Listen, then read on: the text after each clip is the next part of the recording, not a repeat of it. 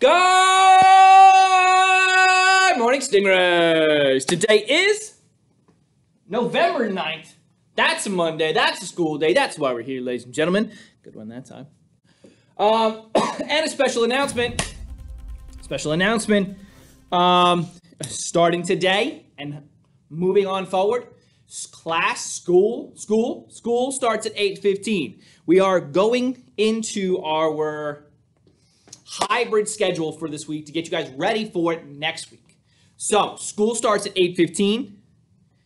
My class, the first class of the day, will start at 8:30. So you're going to have a 15-minute homeroom window, kind of like we do on half days. Yeah, so we'll see how that goes. Hopefully, there was numerous amount of phone calls put out, numerous amount of emails and text messages. So hopefully everybody's aware and everybody shows up on the first day. We'll see how that goes. But today I'm continuing our talk about algebraic expressions, which, if you remember, that is algebraic expression is a math phrase with at least one variable. Okay? Now, we're doing that thing that everybody thought we were doing last week. Now we're doing it. Now we're actually solving. Okay? We're solving one-step equations that have addition or subtraction. Okay? Let me give you an example. Okay? Everybody wanted to solve this last week. Okay? They were all like, oh, well, it's going to be blah, blah, blah, blah. Nope. Now you can solve it. You have the equal. Now you can solve it. Okay? Because we have all the information. We've been given all the pieces in order to solve. So, I wrote the steps over here nice and sloppily. I'll make a nice poster later today. Rushed into work today because I have to be ready to go by 8:15. So this has to be edited and sliced by 8:15. We'll see how that goes. Of course, Mr. Nugent still did not get a haircut. I'm going to do it eventually. I swear. I promise. All right, step one. What is attached to the variable? What is directly attached to the variable? That's your first question. Because when we move on to two-step equations, it's still the first question. What's attached to the variable? Okay? Then we do two steps. There's no math, but we'll get there. Okay, step one. What is attached to the variable? Here's your variable, t, plus 5. So what's attached to the variable? Plus 5. We can get a different color. The plus 5 is directly attached to the variable, okay? There's nothing else attached to it. It's just the plus 5. So, what is attached to the variable? Good. Step 2.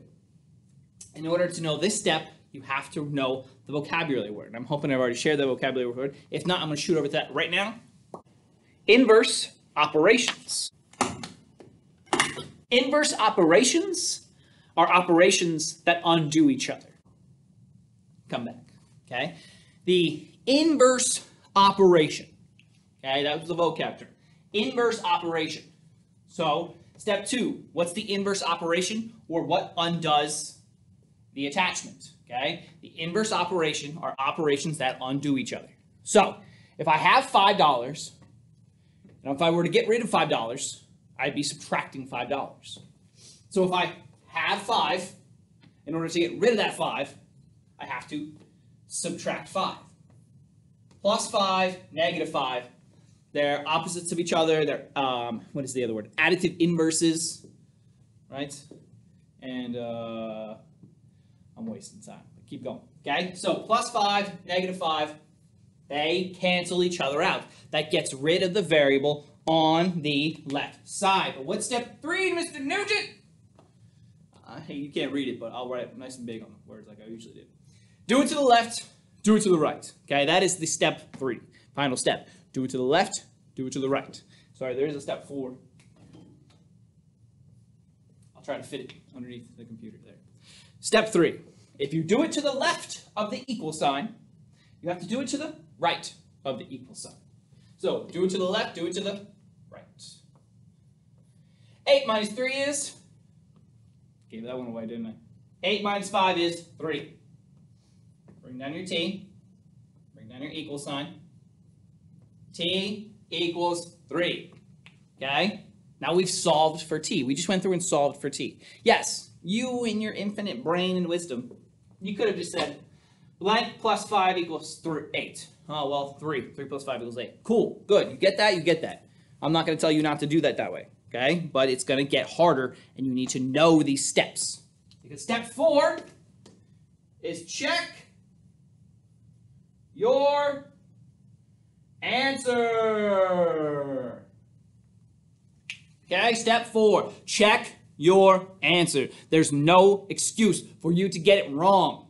Okay? If you did the math wrong and you got 2 somehow, well, when you plug it back in, we're going to take t. T literally equals 3. Okay, so let's take t, plug it back in. 2 plus 5 equals, oh, that's 7. I'm wrong. But in our initial equation, 3 plus 5 equals 8. We've done that one correctly. Okay? So that was, if you're seeing addition. Let's do one where you see subtraction. So, s, whatever s is, the variable is the unknown, s minus 3 equals 7. S minus 3 equals 7. So step 1, what is directly attached to the variable? Well, here's the s. The s is all by itself. What's attached to that is a negative 3. Good. We figured out what step number 1 is. What's attached to the variable? Figured it out. Step 2, what undoes that? What is the inverse operation of negative 3? What's the opposite of negative 3? Positive 3. So opposite of subtracting 3, adding 3. Negative 3, positive 3, cross each other out. But step 3 says, you do it to the left, you do it to the right. Plus 3. 7 plus 3 is 10. Bring down your equal sign. Bring down your s. S equals 10. Step 4 says what? Yes, I hit myself in the face. Check your answer. We got 10 for s. 10 minus 3 is 7. Very good.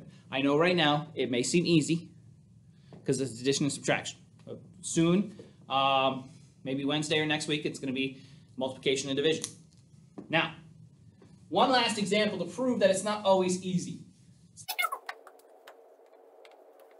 Okay, now, let's go through our steps. What's attached to the variable? M's your variable, but the variable's in the middle now.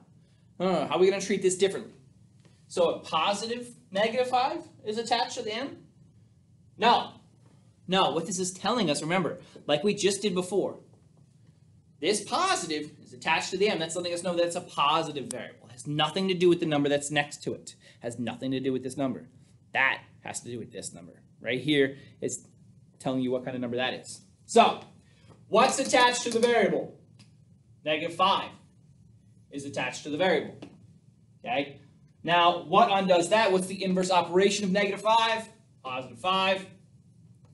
Cancels itself out. But you do it to the left of the equal sign. You have to do it to the right of the equal sign. 6 plus 11 is... You need to stop saying the answer when I ask the question.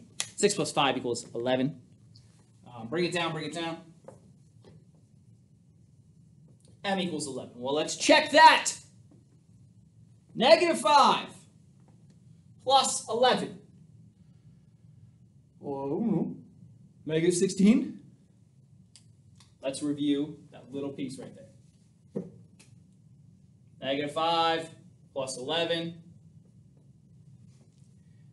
Same sign, add. Different sign, subtract. We have different signs, so let's subtract. 11 minus 5 is 6. The bigger number was originally positive, so your answer is positive. This is correct. We checked our answer. It is correct. Looking at a longer video today, which is fine. We're starting off Monday with a long video. That's how it should be. All right, I've got to edit. I've got to splice. I've got to get this rolling by 8:15 because another announcement. School starts at 8:15 from here on out. Okay, so hopefully you heard the word. I did the ticket drawing video on Friday, spliced it up, edited it last night, posted it. So if you didn't get it, then I think you should like, subscribe, punch that bell. Okay, see you guys.